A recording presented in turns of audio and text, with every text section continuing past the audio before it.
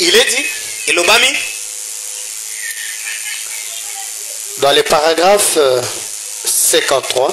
na nzela ya kotanga 53 Frère Branham dit, ndeko Branham alobi eh bien, na malamu Abraham putu j'aime ceci. nalingaka oyo Abraham était héritier de toutes choses. Abraham azalaki mosangoli ya biloko nyonso. Est-ce que vous croyez qu'Abraham était héritier de toutes choses? Boza kondima ete Abraham azalaki mosangoli ya biloko nyonso. Qui le croit ce soir? Nani aza kondima yango na poko na lelo? Lève-moi ta main. Tombolaka maboko. Il a dit alobi héritier de toutes choses par la promesse. Mosangoli ya biloko nyonso na nzela na elaka. Et si il pouvait réclamer tout ce qui était dans ce pays, non, akokaki ko réclamer nyonso ezalaki na kati ya mboka. Et le pays lui-même. Amen. Amen. Abraham pouvait réclamer d'abord tout ce qui était dans le pays. Abraham akokaki nano ko réclamer nyonso ezalaki na kati na mboka, que ce soit la richesse du pays, ezalata ko bozu ya mboka, que ce soit la prospérité du pays, ezalata ko kolisama ya mboka, que ce soit les fruits, ezalata bambuma ya mboka, que ce soit l'eau, ezalata mai, que ce soit des terres, ezalata mabele, que ce soit la richesse, ezalata ko babozu nyonso. Abraham était héritier de toutes choses. Abraham azalaki mosangoli ya biloko wana nyonso par la promesse. Na nzela na elaka. Et Frère Branham nous dit, Bende ko Branham alobeli biso, il pouvait d'abord réclamer tout ça. Akokaki nano ko réclamer yango nyonso et même le pays. Ezalata ko mboka wana yango moko. Alléluia. Amen. Alléluia. Amen. Et comme nous sommes la semence royale d'Abraham, pe biso lokola tozali momboto ya bokonzi ya Abraham, nous avons l'autorité tozali na makoki de réclamer toutes choses. To réclamer nyonso ya biloko. Tout ce que nous pouvons avoir besoin. Oyo nyonso tokoki kosengela na yango. Et même le Congo. Ezalata ko Congo yango moko. Alléluia. Amen. Tu peux réclamer ton pays ce soir. Okoki ko réclamer ata ko mboka na yo sasa hivi. Alléluia. Amen. Tu peux parler de ton pays. Okoki koloba na tina na mboka na yo. Tu peux parler de tes besoins en ton Dieu. Okoki koloba na mabusenga na yo nyonso na Nzambe. Tu peux réclamer toute la richesse. Okoki ata ko réclamer nyonso ya bokonzi. On nous dit qu'il y a l'or au Congo. Balobi te sana mai na Congo. L'or. Ezala bawolo. Il y a des diamants. Ezala tako ba diamant. Il y a des richesses. Ezala ba richesse belé. On est héritier de toutes choses. Toza ba sangoli ya biloko wana nyonso. On doit d'abord réclamer toutes les richesses. Tokoki na ko réclamer nyonso wana et réclamer même le pays. Ezala tako réclamer mboka na biso. Alléluia. Amen. Est-ce qu'il y a quelqu'un qui peut réclamer son pays ce soir? Ezana moto moko wana koko réclamer mboka na sasa ipe. Il dit, alobi, on continue. Tozokoba. Il dit, alobi, Abraham avait reçu la promesse. Abraham ye azwaki elaka. Eh bien, na malam, nous comprenons qu'Abraham était l'homme le plus pauvre de toute la contrée. Na boyebi na biso toyebi te Abraham azalaki penza mobola moko ya mokili te tokomo wana yete. Il était pauvre. Azalaki penza mobola. On lui voyait comme ça un pauvre. Komona ye penza bo mobola penza. Dieu lui a donné la promesse. Nzambe apesi elaka. Même le pays que Dieu lui a confié. Ezalata ko mboka o Nzambe apesaki ye. Ce n'était pas son pays. Ezalaki te mboka na ye. C'était le pays d'autrui. Ezalaki mboka ya bato mosusu. Il devait combattre. Esengaki abunda dans chaque centimètre. Na kati na ba centimètre nyonso. Dans chaque périmètre. Na chaque périmètre nyonso. Que Dieu lui avait confié comme son héritage. Oyo Nzambe apesaki ye lokola bosangoli na yango. Et Abraham notre père. Pe Abraham ye papa na biso. Dieu lui a dit. Nzambe alobeli ye. Il lui a fait une promesse. Apesi ye elaka. Que ta sémence. Momboto na yo possédera. Ekolonga toutes les portes de ses ennemis. Bikuke nyonso ya bayini na ye. C'est notre promesse. Ezali ne elaka na biso. Nous avons le droit de réclamer. Toza na makoki ya kubotola. Même ceux qui se trouvent entre les mains de nos ennemis. Ezalata oyo zwami kati na mamboko na banguna na biso. Parce que nous sommes héritiers. Po ete biso toza nde basangoli. Alléluia. Amen. Il dit, alobi, il était l'homme le plus pauvre. Azalaki penza moto moko ya mobola koleka. En effet, na bongo Il vivait là dans le désert. azalaki kobika kuna na iliki Et il vivait en paix avec Dieu. pe azalaki kobika na kimia elongo moko na nzambe Même dans ta pauvreté, ezala tako na bobola na yo cherchez à être en paix avec Dieu. luka ete ozala na kimia elongo moko na nzambe Pour posséder tout ce que Dieu t'a donné, mpona kozwa oyo nyonso nzambe asengi na il yo faut d'abord être en paix avec lui. esengi nano kozala na kimia elongo moko na ye. Amen. Amen. Est-ce qu'il y a quelqu'un? eza na moto moko Et il dit, alobi dans ce cas 5, il dit, na 55 alobi et nous en sommes les possesseurs parce que nous sommes les enfants du roi. mpe biso tozali basangoli po ete tozali bana ya mokonzi. Amen. Amen. L'enfant est toujours héritier. mwana azalaka ntango nyonso mosangoli. Nous le savons très bien. toyebi yango malamu. Amen. Amen. Abraham pouvait détenir cela. abraham akokaki kosimba yango Bien que pauvre, ezala ta kote azalaki mobola son bétail mourait de faim. ezala ta banyama na ye ezalaki kokufa na nzala. L'autre avait choisi la meilleure terre. lot ye aponaki mabele moko ya kitoko. Abraham n'avait plus d'eau. abraham azalaki te na mai na esika azalaki. Il passait par des jours de forte chaleur. azalaki koleka na milunge moko ya makasi. Et les bergers avaient des ennuis. mpe baberger na ye bazalaki na bakaka. Et tout semblait mal tourner pour Abraham. mpe yango nyonso ebongwanaki mabe mpo na ntina na Pourtant, il possédait toutes choses. mpe azalaki nde moto oyo teyasangola nyonso. Je vais parler de ça moi-même à Lingala. On a dit, Abraham alekisaki batango moko ya matata. Mabelo ya zwaki. Ezalaki atana maite. Yo moko tala moto abokolaka bibwele. Azangi mai ya komelisa bibwele. Azosala sambla lokola moto azana eloko te. Pourtant Abraham wana yende azalaki mosangoli ya libula ya biloko nyonso. Oyo etali bomengo, etali bamai, etali banzete. Abraham lokola mwana na Nzambe azalaki na autorité ya koreklame yango nyonso. Mais Abraham, très pauvre, mabele aponaki mabele ya mabe désert. Mais il était héritier. azalaki mosangoli. Alléluia. Amen. Et il n'avait pas aussi de l'enfant. Il n'avait pas aussi d'enfant. azalaki mpe na mwana te. Un jour, mokolo moko Elohim est apparu. amimonisi. Il était dans la chair humaine. azalaki na nzoto ya bomoto. Avec lui, il y avait Michael et Gabriel. na ilongo moko na ye na mikael na gabriel. Ils allaient détruire le pays que Lot avait choisi.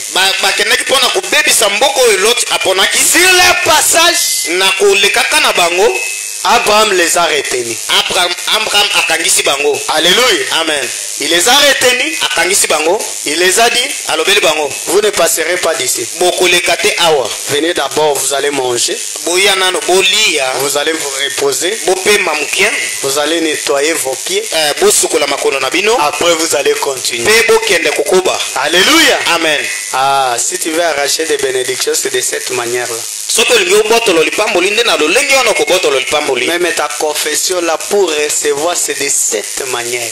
ezala ta confession na yo wana ofosala yango na lolenge wana. Pour recevoir ce que tu as demandé il y a longtemps. mpo na kozwa oyo osenga yango uta kala.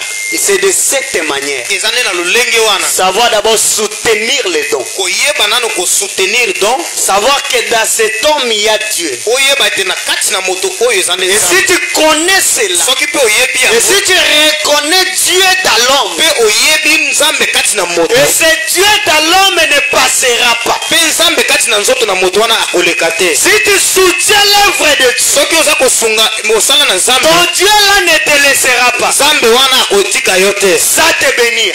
zanga te apambola yo. Elohim, après avoir mangé, elohim nsima na kolia il a dit, oh Abraham, alobi o abraham ta femme Marie,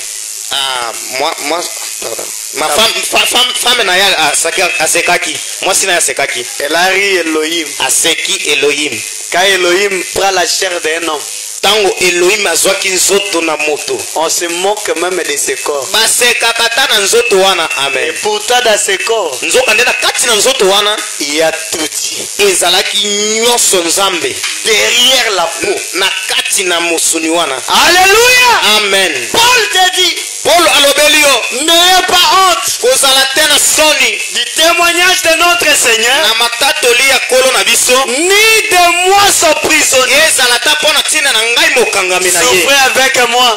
Boyoka elongo moko na ngai Souffrez avec moi boyoka pasi elongo moko na ngai pour l'évangile. mpo na ntina na sango malamu. Il a regardé, Atali vu qu'Abraham était là. lokola Abraham azalaki wana La promesse était pour Abraham. mabilaka na nyonso ezalaki mpo na ntina na Abraham. Dieu ne pouvait pas passer la promesse. Nzambe akokaki te kolekisa bilaka wana. Il avait dit à Abraham, toi avec ta femme Sarah, alobaki na Abraham yo na mwasi na yo Sara vous aurez un fils. bokozala na mwana moko. Alléluia. Amen. Vous serez bokozala le père de multitudes. donc batata ya libota monene. Mais cette multitude, kasi kati na libota ngo monene durant la vie d'Abraham, il n'a jamais connu d'enfant. botaka ya Abraham Sa vie, na bomoi na ye il n'a pas eu d'enfant avec sa femme. azwaki mwana te na kati na mwasi na ye. Il a confessé, Dieu, tu m'avais dit alobeli nzambe oyo nzambe olobelaki ngai que je serai le père des nations, nakozala tata ya mabota, le père des multitudes. tata ya bato ebele. Mais où est l'enfant promis? Où est Isaac? wapi Izaki olakaki ngai? C'était sa confession de chaque jour. ezalaki matatoli na ye na ngonga Mais nyonso. quand Elohim est venu, ntango ata Elohim aye il a dit, alobi je pars, naza kokende mais je reviens. nakoya.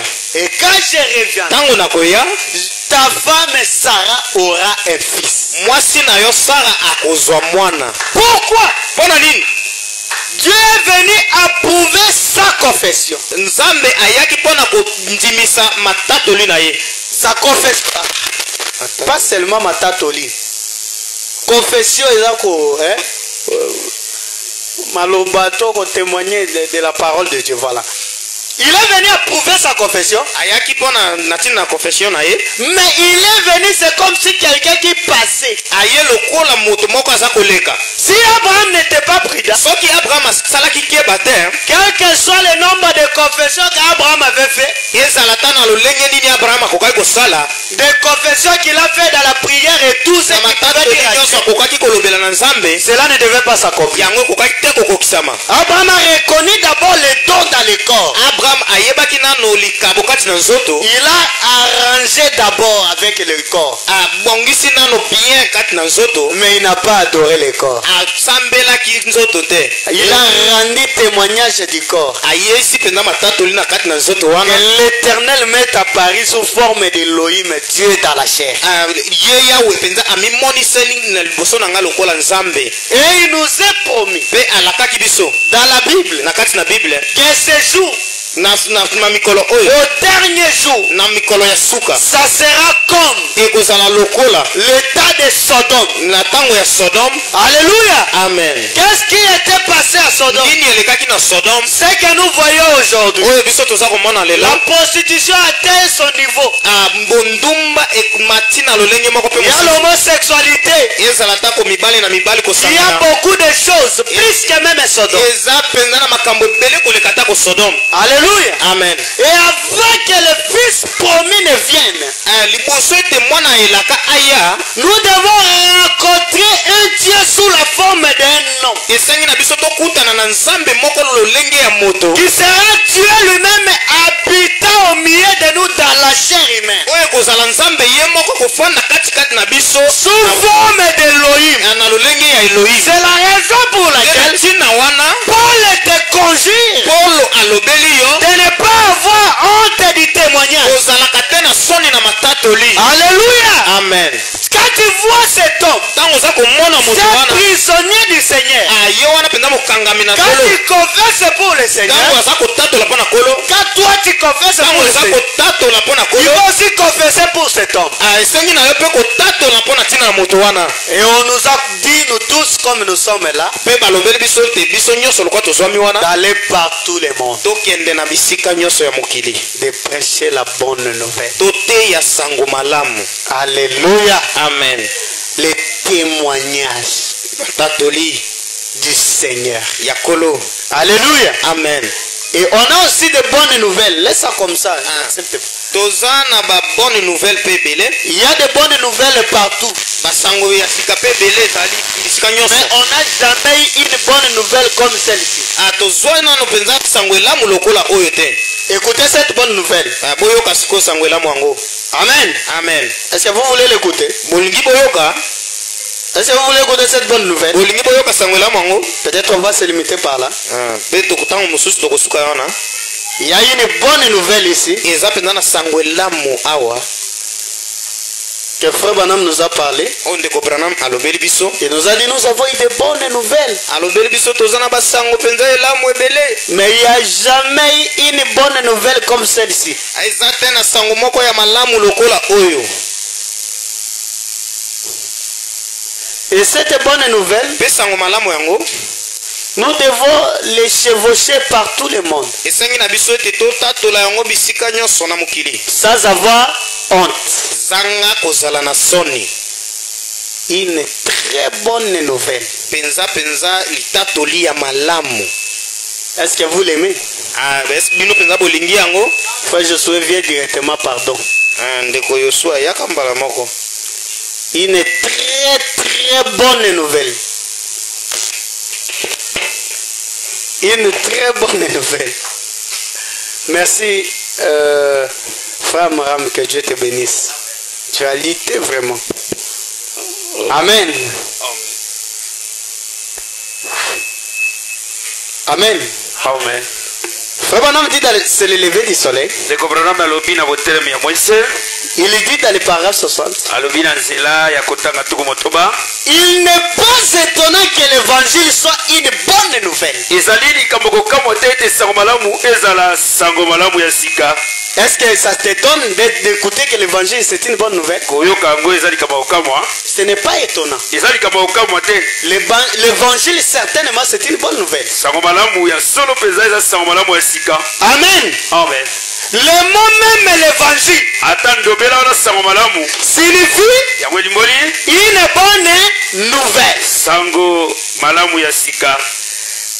Quelle est cette bonne nouvelle? Sango malamu ya sika nde nini? Si un homme est mort pour nous, Soki moto moko akufi mpona biso, c'est une bonne nouvelle. ezali sango malamu.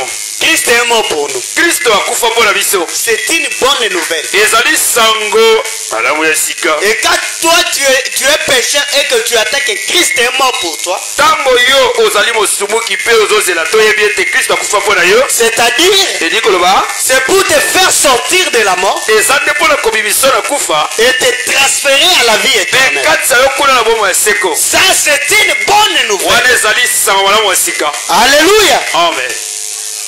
Il dit alobi cela est une bonne nouvelle. yango eza sango malamu ya sika. Si Christ est né, Soki Kristo abotami, c'est une bonne nouvelle. ezali mpe sango malamu ya sika. Et ce jour-là même les anges ont chanté. Mpe mokolo na ta bajeli bayemba, Là, Bethléem, les anges ont chanté. kuna na Beteleme bajeli bayembi, Et même les gardiens des bétails, ils ont chanté. ata babateli ya bapate kuna mpe Ils ont chanté parce que c'était une bonne nouvelle. bango bayembaki mpo ezalaki sango malamu ya sika. Abraham dit, Babeli mais kasi jamais une nouvelle, mokolo moko te sango malamu ya sika. il n'y a jamais une bonne nouvelle semblable à cette nouvelle. Etikala te kozala na sango malamu ya sika oyo ewulani te kokana na sango malamu wana. Celui qui avait fait la promesse Nani oyo asalaki elaka a confirmé cette promesse. ye andimisi elaka yango. Et puis, Mpe na nsima il est vivant au siècle des siècles. azali na bomoi na bileko miso seko. Il tient dans sa main Ye asimbi na maboko na ye les clés à la fois de la mort lifungola mbala moko ya kufa et du séjour des morts. mpe ya mikolo ewelo. Tous les ténèbres ont été dissipés. molili tu nyonso elimwaki On n'a plus vu de ténèbres. lisusu te bamonaki molili Car le fils est sorti de sépulcre. po ete mwana mobali wana ya bimi na kunda. Il n'y a pas de point. o suka eza te Il n'y a pas de. eloko moko te Ezali tena. ezali te na Eh bien, malamu il viendra. akoya Ou de. Il se pourrait qu'il vienne.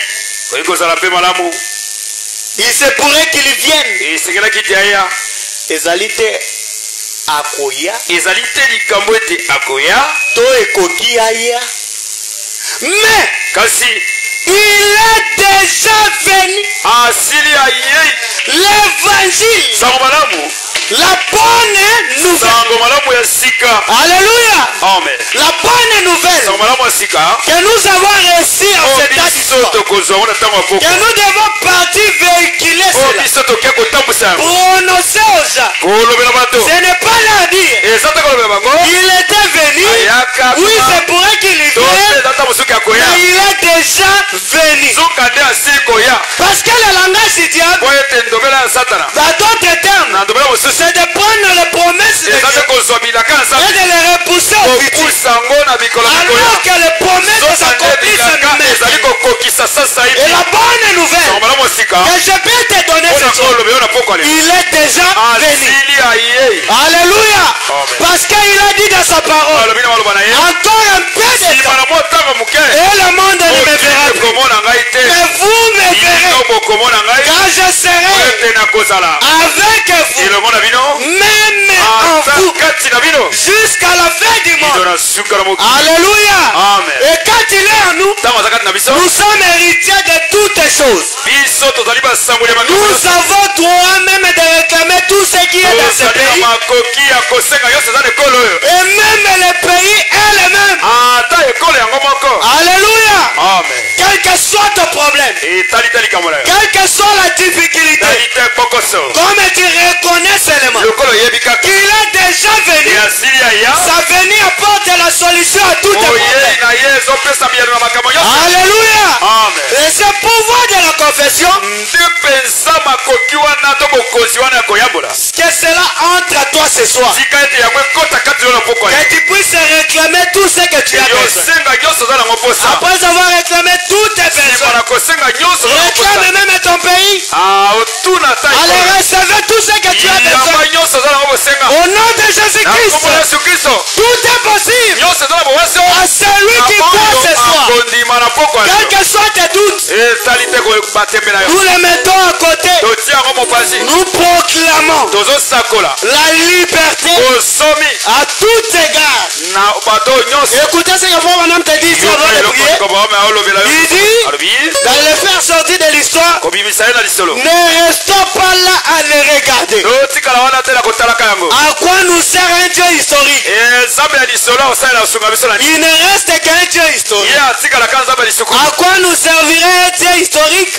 nzambe ya lisolo akosunga biso na nini Alléluia. amen Il a dit, abi à quoi nous sert un Dieu historique? nzambe ya lisolo to ya lisukulu akosunga biso eloko nini S'il reste seulement un Dieu historique soki pour Moïse, akotikalaka nzambe ya lisolo mpo na mwese il pardonne tous les péchés ye akolimisa masumu nyonso et guérit toutes nos maladies. mpe azobikisa makoki Le nyonso Dieu de l'histoire, nzambe ya lisolo appelez-le hors de l'histoire. benga ye libanda ya lisolo Dis à Dieu, tobela nzambe si tu avais fait pour Moïse, soki osalaki mpo na mwese tu dois le faire pour moi. yo kosala mpe mpo na ngai Si tu l'avais fait pour Abraham, soki osalaki mpo na abrahama même ata à 90 ans, o na mibu wana il tukuliwa a reçu Isaac. ye azwaki isaka Tu es le même Dieu. yo ozalaki nzambe yango moko Tu es obligé de le faire pour opusami na moi. makasi osala yango mpe mpo na ngai Alléluia. amen Moïse était retrouvé dans les difficultés moyese azwamaki na bokoso avec les enfants na d'Israël. bana isalaele Devant eux, liboso na bango la mer est buya rouge. etane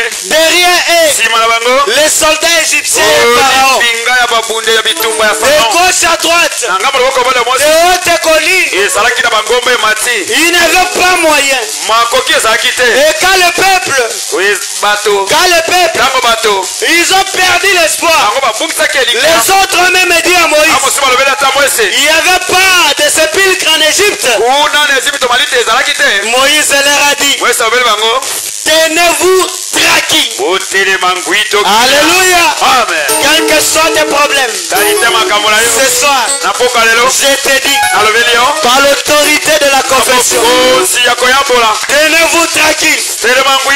Les Égyptiens que vous voyez, Baegypte baza komona. vous ne les verrez plus jamais. Okomona bango lisusu te. Les difficultés que tu avais vues dans ta vie, Oyo ozali komona yango. dans ta vie, Na bomona yo. aujourd'hui, Lelo. par l'autorité de la confession, Bokosi ya kosakola. tu ne les verras plus jamais. Okomona yango lisusu te. La pauvreté Obola. qui avait surabondé dans ta vie, Oyo ezalaki ebele mpe na bomona yo. dans ta vie, Na bomona yo. ce soir, Na mboka lelo. tiens-toi tranquille. Simba mato mpe telema ngwi. Tu ne les verras plus jamais. Okomona yango lisusu te. Tu ne les verras plus jamais. Okomona yango Tu lisusu ne te. les verras plus jamais. Okomona yango te. Alléluia. Amen. Là où tu es, Esika ozali. dis, Loba. finis la pauvreté, Oh, bobola esili. finis les échecs, Oh, kokweya esili. finis la malédiction. Oh, lakeli mabe esili. Les Égyptiens de ma vie, Baegypte abomona ngai. je ne les verrai plus jamais. Akomona bango lisusu te Est-ce que tu peux te lever là où tu es? okoki kotelema esika Est-ce que ozali. tu peux te lever là où tu es? Omwasi nekomasi kotelema Est-ce esika que tu ozali. peux te lever là où tu okoki es? kotelema esika ozali. Ouvrir simplement ta bouche Oh, fungola monoko na bowaso. et de confesser de grandes choses ce soir. koyambola makambo ya minene na mboka. Alléluia. Amen. Jéhovah est son nom. Jéhovah est son nom. Oh oui, puissant guerrier. Oh, dans les combats. Puissant, puissant guerrier. Oh, dans les combats.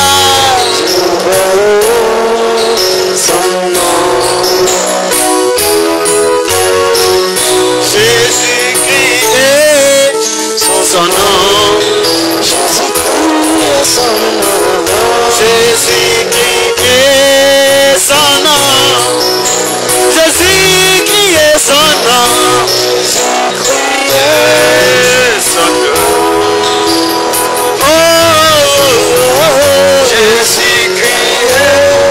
son nom. Puissant, puissant guerrier. Oh, dans les combats.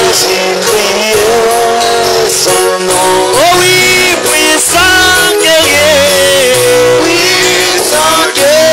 Oh, dans les combats. Chacun de nous va parler. Okomokola biso koloba. Dis-lui, Bela ye. c'est ce qui a le pouvoir dans la confession. Nayebi ete bokonzi ezali kati na koyambola. Je réclame tous ceux qui se trouvent dans ce pays. Nazosenga nyonso ezwami na ekolo oyo. Et même mon pays, le Congo. Ata ekolo na nga Kongo. Prions le Seigneur. Tobondela nkolo.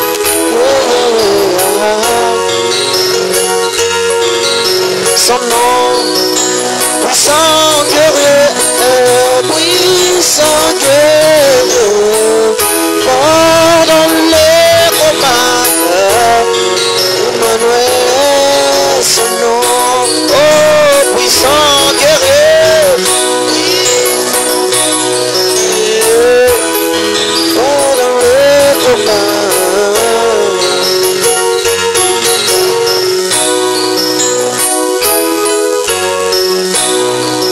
Jésus-Christ est son nom.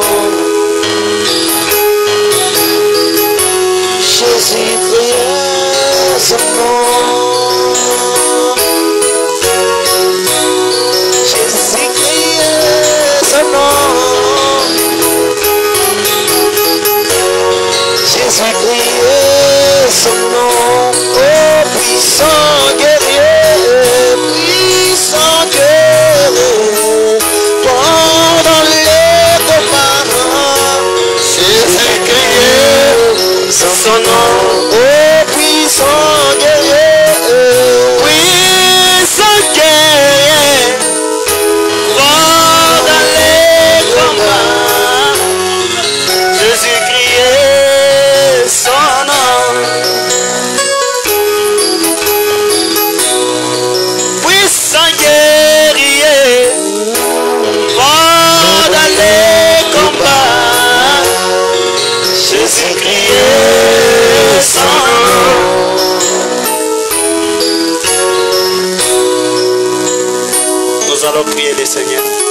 tokobondela kolo. Toi qui as des problèmes, lève seulement ta main. Soki likambo ezali salaka ye lemboto mpe tombola loboko na yo. Tu es malade, touche l'endroit. Soki oza na bokono nsima esika oza koyoka mpasi. Nous allons prier. Tokobondela. Dieu tout-puissant. Nzambe na bokasi nyonso. De l'éternité en éternité, tu restes Dieu. Libela na libela yo tikalaka Nzambe. C'est toi le Jéhovah de l'Ancien Testament. Yo nde Yehova ya bondeko ya kala. Ici dans le Nouveau Testament, ton nom c'est le Seigneur Jésus-Christ. Awa na bondeko ya sika kombo na yo ezali likolo Yesu Kristo. À qui il a été dit Sika elobamaki que tous genoux fléchissent mabolongo nyonso ekofukamela et que toutes langues confessent qu'il est Seigneur. mpe malemu nyonso yango ekotatolaka kolo. Tu nous as appris ce soir encore une fois de plus yo oteli biso lisusu na kobakisa na pokwa lelo qu'il y a le pouvoir de la confession. oko kati na koyambola. Tu nous as dit dans ta parole, elobeli biso na liloba na yo tu leur as envoyé ta parole et ta parole les a guéris. yo tindeli bango liloba na yo mpe liloba na yo ebikisi bango. Alors ce soir, ndenge na bongo na pokwa lelo que chaque personne malade, motoa je calcine cette maladie. nazali kopebisa kobuka kopanza malade bokono yango. Toi démon de la maladie, yo temona ya bokono quel que soit ton nom, etali te kombo na yo. cet endroit est sacré. esika oyo ebulisami. La parole de Dieu est sacrée. loba na Nzambe ebulisami. Tu ne connais pas mon nom, mais tu connais le nom de Jésus. yo oyebi kombo na nga te kasi oyebi kombo na Yesu. Prends tes bagages. zwa mikumba na yo. Allez, quitte le corps des enfants de Dieu. sika nzoto ya bana na Nzambe. Au nom de Jésus-Christ, na kombo na Yesu Kristo. que chaque maladie soit guérie maintenant tika ete bokono moko ebika sasa hivi par le pouvoir de la confession. na nzela ya bokosi ya koyambola. Que celui qui a des problèmes, oyasala makambo. oh Dieu, o Nzambe par ses pouvoirs, na nzela ya bokosi oyo je déclare azoloba la solution à tous les problèmes. eyano na makambo maso. Pas demain, lobi te pas aujourd'hui, elo te maintenant même, sasa hivi kaka à l'heure que je parle, na mbongo naza koloba. que chaque problème trouve la solution. tika ete likambo moko moko eso yano Au nom de na Jésus-Christ, kombo na Yesu Kristo. toi l'ange de Dieu tomwazeli na Nzambe qui est accroché au mur, oyo avande bino litumbu na quitte la photo, tika lilingi entre dans ces gens.